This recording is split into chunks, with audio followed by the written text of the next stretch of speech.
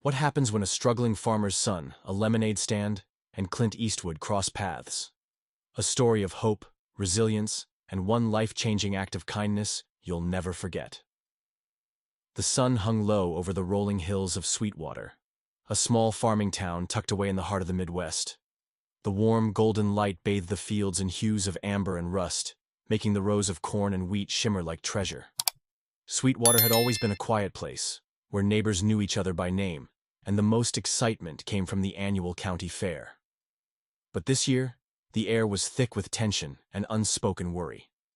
At the edge of town stood the Hudson family farm, a sprawling expanse of land that had been in the family for generations. Its iconic red barn and weathered wooden fence seemed like relics of a bygone era. To 12-year-old Max Hudson, the farm was more than just a home. It was a sanctuary. Every corner of the land held memories. Learning to ride his first bike down the dirt path, helping his dad plant seeds in the spring, and watching fireflies light up the summer nights from the creaky porch swing. But this summer was different. The usual hum of life on the farm had been replaced by the harsh reality of financial struggle. Droughts had hit the town hard, and rising costs had left the Hudsons drowning in debt.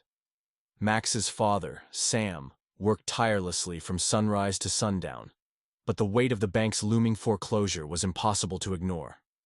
Max had overheard his parents' hushed conversations late at night, their voices thick with worry. He didn't fully understand the complexities of mortgages and loans, but he knew one thing: they were in trouble.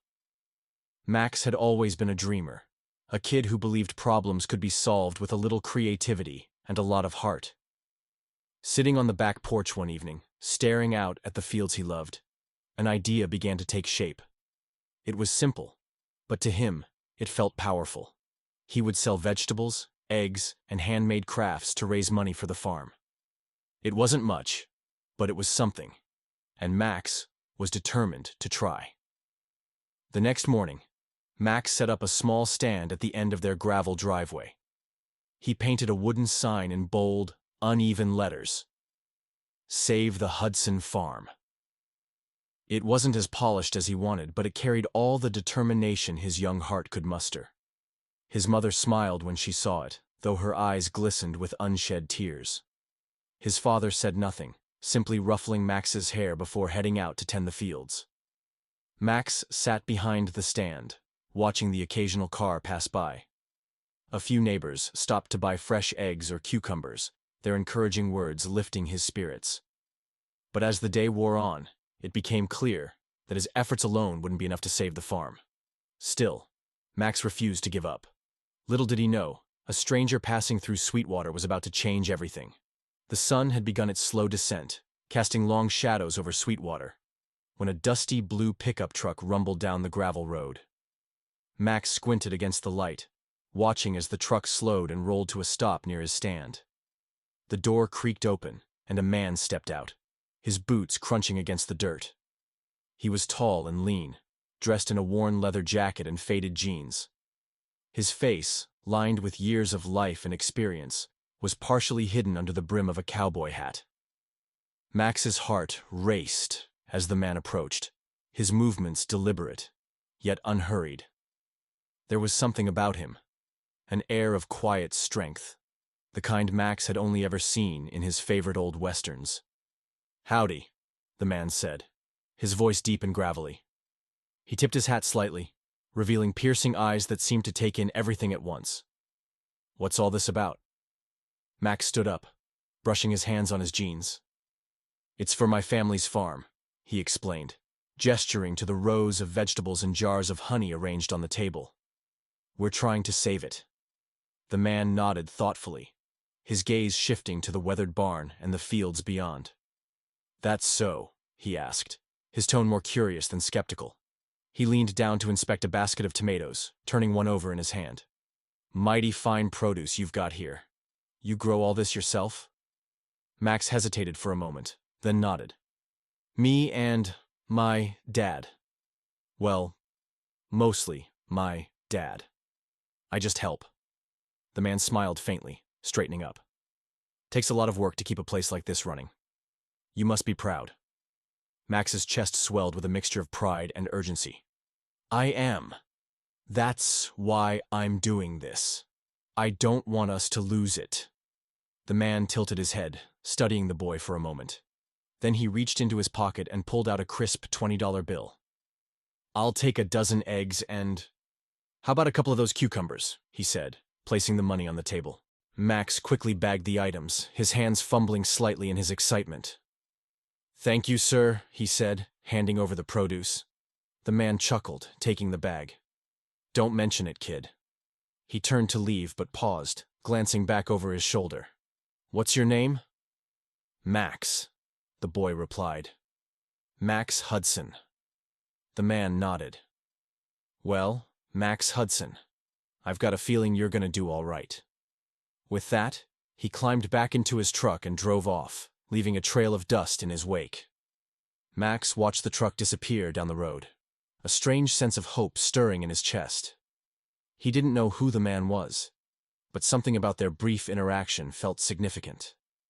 What Max couldn't have imagined was that this stranger wasn't just passing through, and that his visit was only the beginning. The next morning, as the sun peeked over the horizon, Max returned to his stand, ready for another day of selling. His father, Mark, was already out in the fields, the rhythmic hum of the tractor providing a familiar soundtrack to their mornings.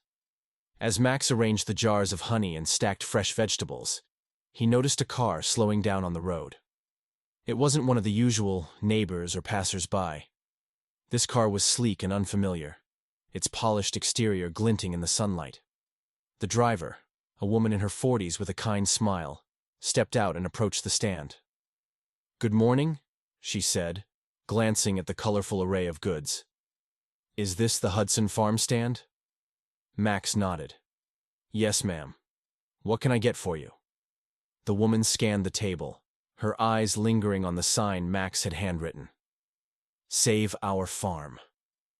She pulled out her wallet, handing him a $50 bill. I'll take a little of everything, she said, and keep the change. Max blinked in surprise. Are you sure? That's a lot. The woman smiled warmly.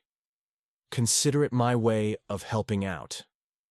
I heard about your stand from a friend. Said you were doing something pretty special here. Max tilted his head in confusion. Who told you? The woman's expression softened. He didn't give his name. Just said he admired what you were doing and thought others should know about it. She patted the table. Keep it up, young man. As the day went on, more cars arrived. People Max didn't recognize, each of them purchasing generously and offering words of encouragement. By mid-afternoon, the donation jar was heavier than it had ever been. Max's mother, Ellen, came out to check on him, her eyes widening at the sight. Max, she said, her voice tinged with disbelief.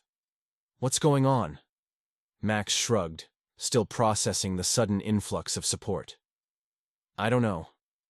I think someone's spreading the word. Ellen glanced at the road, where another car was pulling up. Well, whoever it is, they've given us a real blessing. But the mystery wasn't solved until later that evening, when Max noticed something unusual. As he closed up the stand, stacking empty crates and collecting the day's earnings, he spotted an old newspaper tucked beneath the table.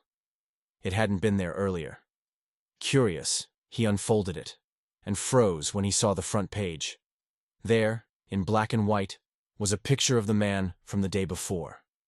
Beneath it, the headline read, Clint Eastwood, Hollywood icon with a heart. Max's eyes widened as the pieces clicked into place. He flipped the paper over, scanning the article. It detailed Eastwood's recent trip to Sweetwater and mentioned his quiet efforts to support struggling communities. Though it didn't mention Max or the farm stand directly, it was clear who had started the ripple effect. Heart racing, Max ran inside to show his parents. Mom! Dad! You won't believe this! Ellen took the newspaper from Max, her brow furrowing as she read the headline. Mark, still dusted with dirt from the fields, leaned over her shoulder. As they read the article together, their expressions shifted from confusion to awe. "Clint Eastwood?" Mark said, his voice barely above a whisper. "He was here?" Max nodded enthusiastically. "It has to be him. The man who stopped by yesterday. It looked just like him. And now all these people are showing up, donating, and buying everything." Ellen placed a hand over her mouth, her eyes welling with tears. "I can't believe it," she said. "He didn't even mention who he was. He just wanted to help." Mark sat down heavily at the kitchen table, the reality of the situation sinking in. "We've had neighbors helping us out before," he said slowly. "But this is something else. People from outside Sweetwater, strangers coming all this way to support us. It's because of him." Max grinned. "Do you think he'll come back?" Ellen glanced at the donation jar, still brimming with cash from the day's sales. "I don't know, sweetheart. But what he's done already, it's more than enough." Word of Clint Eastwood's visit began to circulate beyond Sweetwater. Someone who had visited the farm stand shared a post online, including a blurry photo of Eastwood leaning on his car. The caption read, "Even Hollywood's finest knows the value of small-town roots. Support the Hudson family farm." The post went viral, drawing attention from local news stations. Reporters arrived at the farm, eager to interview the Hudsons. At first, Ellen hesitated, worried about how much attention their family was getting. But Mark, ever practical, saw an opportunity. "This could save us, Ellen," he said. "People care. Let them hear our story." The Hudsons agreed to one interview, sitting on the front porch as a reporter asked them about the farm and Max's stand.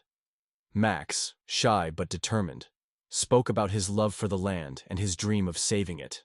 When asked about Clint Eastwood, he simply smiled and said, "I think he saw we needed a little help and decided to lend a hand.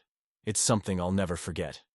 The segment aired that evening, featuring shots of Max at his stand, Ellen baking pies in the kitchen, and Mark working in the fields. It ended with a call to action. If you're moved by the Hudson family's story, visit Sweetwater and show your support. The next day, the farm was busier than ever. Cars lined the dirt road leading to the property, and people filled the small farm stand area. Some came to buy fresh produce and honey. Others came simply to offer donations or words of encouragement. One woman handed Ellen an envelope stuffed with cash, saying, "I grew up on a farm. I know how hard it is. Don't give up." A man in a business suit approached Mark and said, "I'm with a bank in the city. We'd like to help you restructure your mortgage, on better terms." Even local businesses got involved. The general store donated supplies, the feed shop delivered hay for free, and the diner began promoting Hudson farm specials to bring in extra revenue. Through it all, Max kept working at the stand, his determination unwavering. He poured lemonade, weighed tomatoes, and counted change with the confidence of someone who knew he was making a difference. It was late in the afternoon, a week after the media frenzy had begun. The summer sun dipped low on the horizon, casting golden hues over the Hudson farm. The rush of visitors had calmed, and Max was at his stand, carefully arranging jars of honey, when he saw a familiar car pull up. The sleek black vehicle parked a few feet away, and out to step Clint Eastwood, wearing a simple denim jacket and boots. He approached the stand with the same calm, confident demeanor he had the first time. Max's eyes widened, and he darted into the house, calling for his parents. Mark and Ellen emerged, both startled and overwhelmed to see Clint again. Mark extended a hand. "Mr. Eastwood," he said, his voice steady but filled with gratitude. "I don't know how to thank you for what you've done." Clint shook Mark's hand firmly and offered a small smile. "You don't need to thank me," he said. "I didn't do much. Just bought some lemonade." Ellen stepped forward, her voice breaking. "You've done so much more than that. Because of you, we've had a chance to save our farm." Clint glanced around, taking in the bustling activity on the property. The freshly painted barn, the line of visitors at the stand, and the renewed energy in the family. "Looks like you all did the hard work," he said. Max stood quietly beside his parents, clutching a jar of honey. He took a deep breath and stepped forward, offering it to Clint. "This is for you," he said, his voice shy but earnest. "It's our best honey." Clint crouched slightly to meet Max's gaze, accepting the jar with a nod. "Thank you, Max," he said. "I'll treasure this." As the family led Clint to the porch, the atmosphere shifted to something quieter and more personal. They offered him a glass of lemonade, which he accepted with a wry smile. Sitting under the shade of the porch, Clint listened as Mark and Ellen shared the full story of their struggles. Mark spoke about the drought, the bills piling up, and the helplessness he'd felt watching the land his family had worked for generations fall into disrepair. Ellen described the late nights baking pies and trying to keep the household afloat. And Max chimed in about his stand, explaining his dream of saving the farm. Clint listened intently, his expression thoughtful. When they finished, he leaned forward, resting his elbows on his knees. "What you're doing here," he said. "It's important. Farms like yours are the backbone of this country. It's not just about the crops or the land. It's about families, communities, and the values that keep us grounded." Mark nodded, his voice heavy with emotion. "We just want to hold on to that, to keep this farm alive for Max and his future." Clint's gaze shifted to Max, who was sitting cross-legged on the porch, sipping his lemonade. "Max," he said, his tone softer, "you've got a good head on your shoulders. Don't lose that. Keep working hard, and don't be afraid to dream big." Max nodded eagerly, his cheeks flushing with pride. "I will," he promised. As the evening stretched on, Clint stood and dusted off his jacket. "I've got one more thing to take care of before I go," he said. He walked back to his car and returned with a folder, which he handed to Mark. Confused, Mark opened it and scanned the papers inside. His eyes widened, and his hand trembled as he realized what he was looking at. This is a deed transfer," Mark stammered. "You bought the mortgage?" Clint nodded, his expression steady. "Consider it a gift. The farm is yours now, no bank hanging over your head." Ellen's hands flew to her mouth, tears streaming down her face. We can't accept this," she said. "It's too much." Clint shook his head. "It's not just about money. It's about making sure good people like you can keep doing what you're doing. All I ask is that you pay it forward someday." Mark reached out to shake Clint's hand again, his grip firm, and his eyes brimming with gratitude. "I don't know how to thank you." "You already have," Clint replied simply. News of Clint's second visit spread quickly, reigniting the buzz around the Hudson farm. But this time, the story wasn't just about the celebrity who had helped them. It was about the family's resilience, the community's support, and the kindness of strangers who had rallied around them. Max's lemonade stand became a permanent fixture, with visitors coming from miles away to buy a cup and hear the story.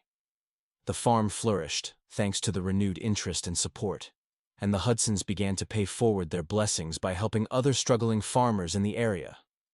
For Clint Eastwood, the visit to Sweetwater became just another chapter in a life dedicated to making a difference, both on and off the screen.